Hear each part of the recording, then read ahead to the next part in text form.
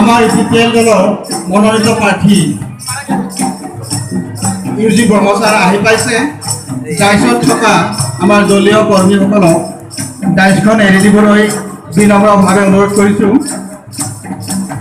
ডাইচত থিয় হৈ থকা আমাৰ দলীয় কৰ্মীসকলক বিনম্ৰভাৱে অনুৰোধ কৰিছোঁ, আপোনালোকে ডাইচখন এৰি দিয়ক।